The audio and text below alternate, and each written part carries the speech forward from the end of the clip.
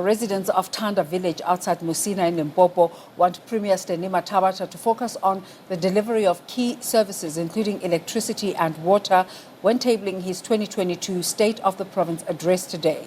Tanda village is one of the many not connected to the power grid, despite electrical infrastructure being installed in 2007.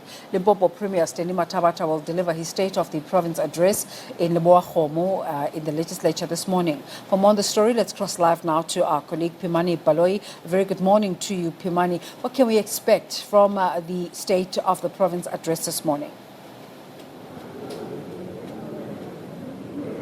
Good morning, Desiree, and good morning to our viewers. Indeed, we are inside the Limpopo Legislative Chambers in Lebowakgomo outside Polokwane, where the Premier is expected in the next few minutes to deliver his State of the Province address just on the podium, just behind me, Desiree. Right now, inside the chamber, Desiree, some members of this Legislative Chamber have already started walking in to hear the Premier's address, but also the public gallery upstairs is also started filling up, where a lot of people have a lot of expectations. But Desiree, as you mentioned, there's a lot of service delivery issues, including electricity, that a lot of residents in Limpopo expect the Premier to address today. I'm going to bring in my colleague Katlego Nyoni yesterday, who went to that Musina village yesterday to cover that news, where residents called for the Premier to talk to electricity. Katlego, before we talk about basic service delivery,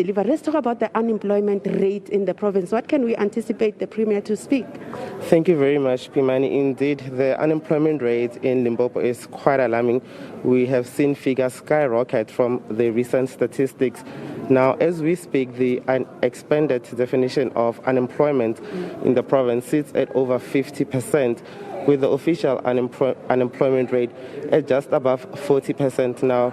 This is indicative of a failure of previous economic models to really create a conducive environment or an economy that can translate into the creation of jobs on the ground. We have had the Minister of Finance speaking about the commodity boom in areas like Sekhukhune, where mining is playing quite a pivotal role in the creation of work. However, the commodity boom could be thwarted by things like illegal mining. So as we said, Limpopo is facing a mammoth task. The Premier is facing a mammoth task of ensuring that there is an apparatus or a model that can sustain the economy.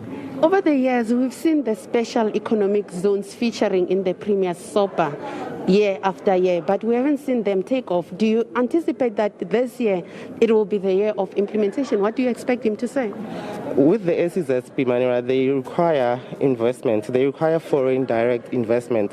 That has happened in the form of China, with the promise of the creation of about 22,000 jobs. However, the SEZ has been relaunched and relaunched year after year. Its promises on the ground.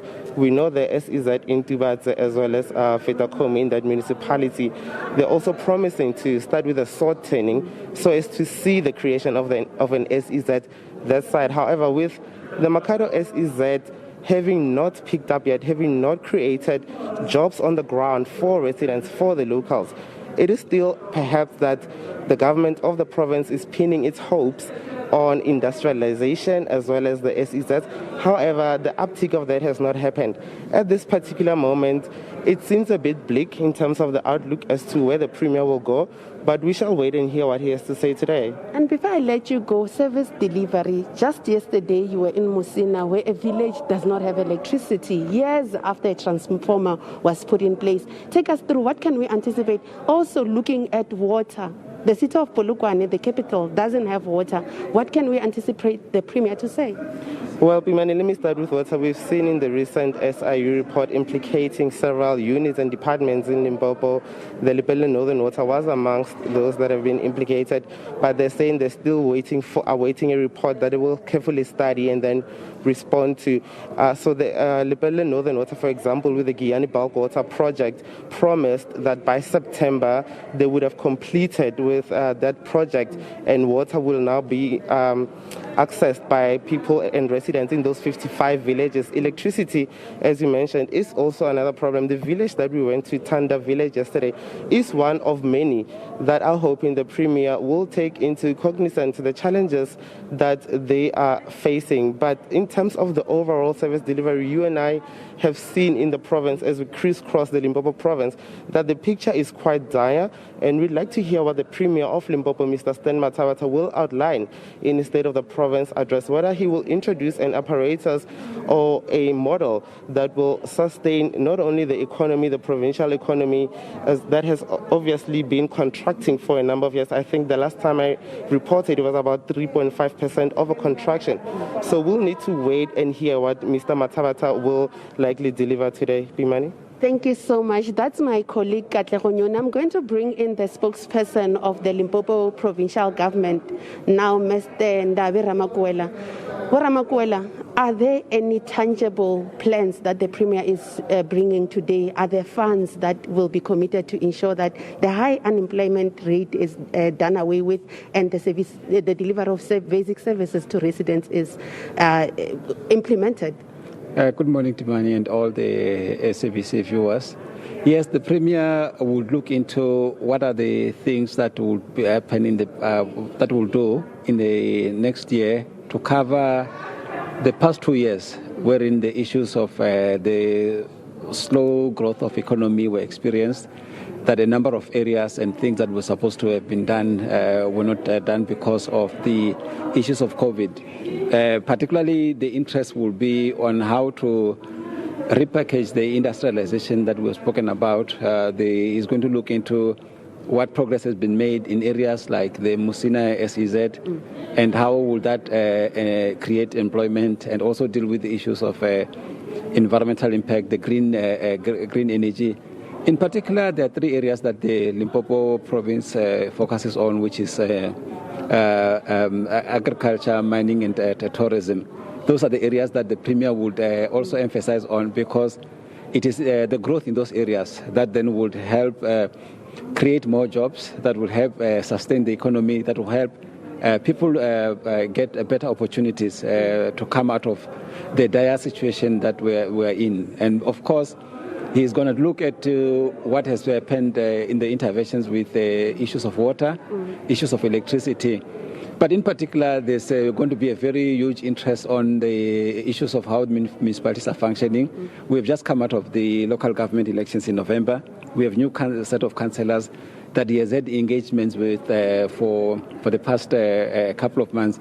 And we would also have to say something about those people and how does he see them working effectively to turn around the face of local government, to turn around the issues that the communities are speaking to on a daily basis. So he will speak to those issues, and also the focus on how we have done with issues of COVID-19 and how our efforts in the past 2 years have had to deal more with defeating this particular pandemic. And now how do we then talk about socio-economic recovery going forward? And that's what the people should anticipate in the Premier's speech. And of course, there are a number of issues that people basically have raised that speak to day-to-day and operational issues that he may have an overview of them, and going forward the various MECs will then outline each in their budget speeches. Thank you so much, Mr. Ramakwela. That is the spokesperson of the Limpopo provincial government, Mr. Ndabe Ramakwela, giving us just a preview into what we can expect when Premier Stanley Mathabatha takes this podium behind me in the next 30 minutes or so to address the people of Limpopo, to outline the plans that they have to grow this province's economy. As you've heard, Mr. Ramakwela, these plans include the agriculture sector. They include improving services at municipal level to ensure that, the people of Limpopo get the services that they deserve.